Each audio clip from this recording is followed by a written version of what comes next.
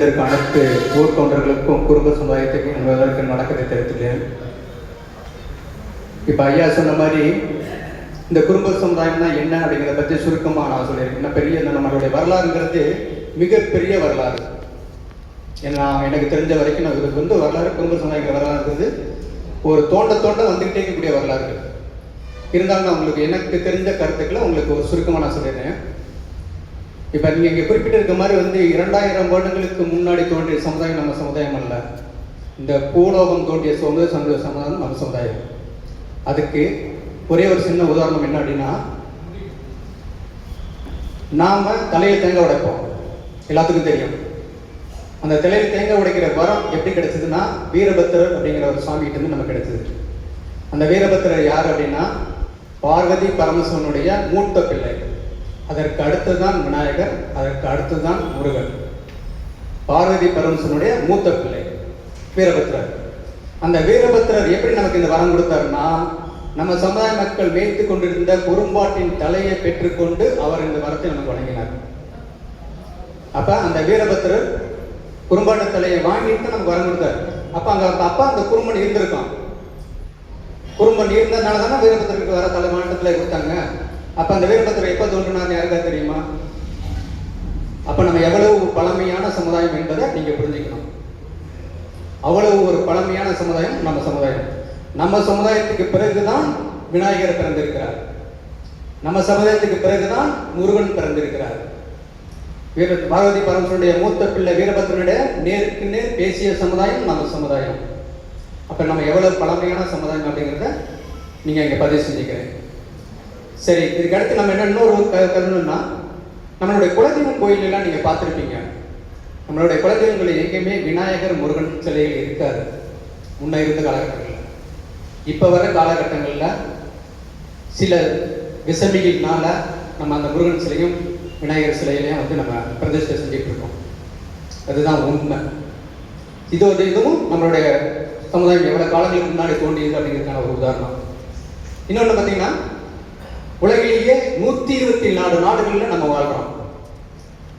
உலகத்தில் வேற எந்த சமுதாயமே இவ்வளவு நாட்கள்ல இருக்க 124 நாட்கள்ல நம்ம வாழ்ந்துட்டு இருக்கோம். ஒரே கலாச்சாரம், பெயர்கள் மட்டும் கொஞ்சம் மாறுபடும். அந்த அளவுக்கான வாழக்கூடிய ஒரு சமுதாயம். சரிங்க, இன்னும் நிறைய இருக்குது, அதெல்லாம் நம்ம வேண்டாம். சரி, இப்போ நம்ம இந்த குடும்ப சமுதாயம் சொல்றோமே, இப்போ நாம யாருடைய வம்சம் அப்படின்னு கேட்டீங்கன்னா, நம்ம வணங்கக்கூடிய தெய்வங்கள்லயே அதிக பவரான தெய்வம், அதிக சக்தியான தெய்வம் அப்படின்னு யாருன்னு கேட்டீங்கன்னா எல்லாம் சிவன் தான் சொல்லுவோம். சிவனே நம்மளை விட சக்தி படுத்தவன் நீ அப்படின்னு சொன்ன ஒரு தெய்வம் இருக்கு. அதுதான் நந்தி தேவர்.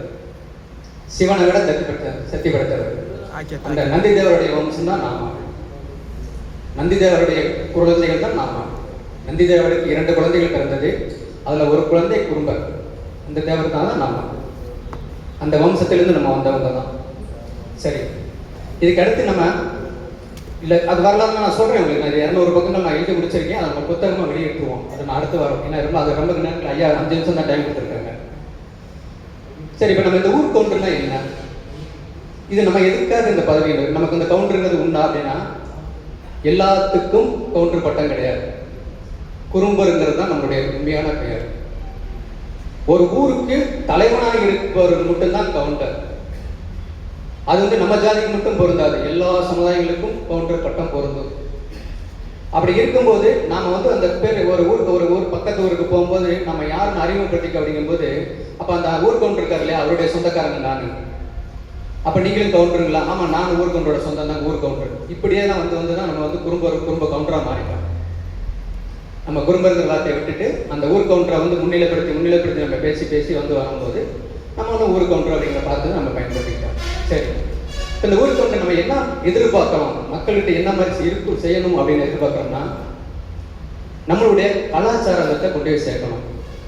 நாம யாருங்கிறத மக்களுக்கு சொல்லணும். நம்மளோட வழிபாட்டு முறைகளை சொல்லணும். அங்க வரக்கூடிய குழந்தைகளுக்கு கல்விகளை கற்றுக் கொடுக்கணும்.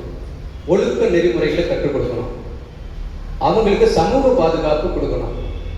அதுக்கடுத்து அவங்களுக்கு அரசியல் விழிப்புணர்வு கொடுக்கணும். அரசு துறைகளுக்கு வேலைக்கு செல்வதற்கான வழிகாட்டுதல்களை பண்ணணும். இதெல்லாம் மிகப்பெரிய பொறுப்பு ஒரு கவுண்டர்களுக்கு தான் இருக்கு. நம்ம சமுதாயத்திலே ஊர் கொண்டவர்களுக்கு தான் இவ்வளவு பொறுப்புகள், அதிகமான பொறுப்புகள் இருக்கு.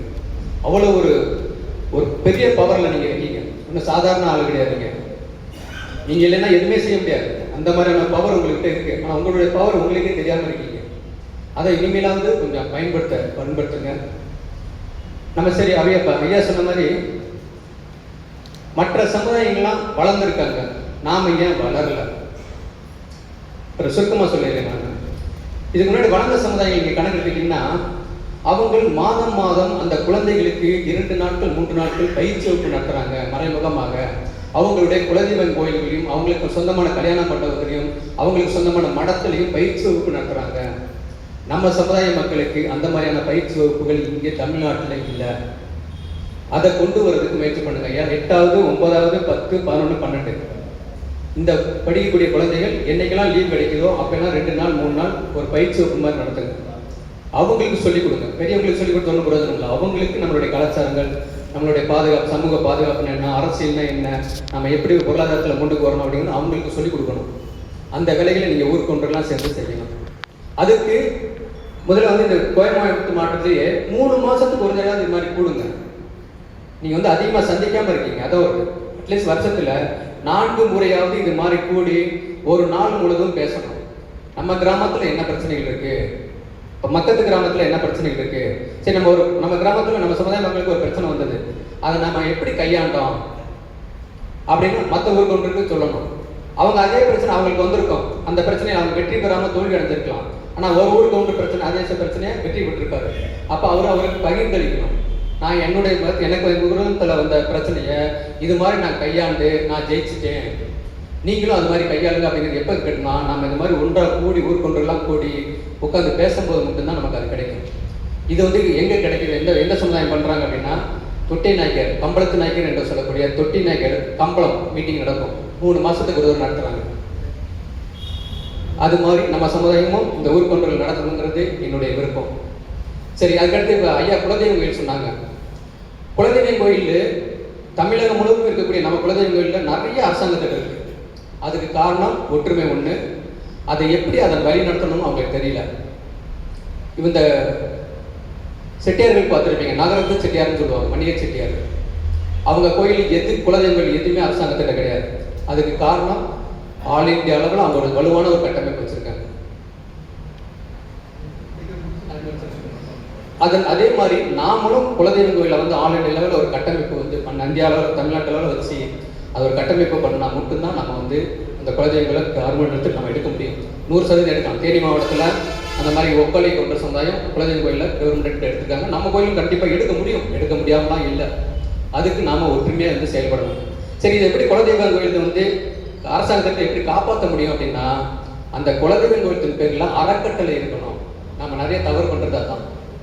ஊர் கொண்டு நீங்கள் கண்டிப்பாக தெரிஞ்சுக்கிங்க. ஊர் பூசாரிகளும் கண்டிப்பாக தெரிஞ்சுக்கணும். கோயில் பூசாரிகளும் அறக்கட்டளை கண்டிப்பாக இருக்கணும்.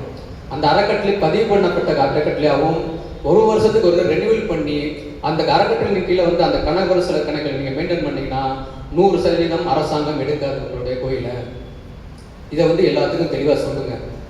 அதே மாதிரி வந்து இதை வந்து அடுத்தடுத்த கட்டத்தில் நம்ம இந்த மாதிரிலாம் ஒற்றுமையாக இருந்தீங்க அப்படின்னாக்கு அரசியலில் நம்ம பங்களிப்புக்கு கொண்டுட்டு போகிறதுக்கான ஒரு வழிமுறைகள் கண்டிப்பாக பிறக்கும் அப்படிங்கிறத சொல்லி பேசுவதற்கு வாய்ப்பு நன்றி கூறி விடைபெறுகிறேன்.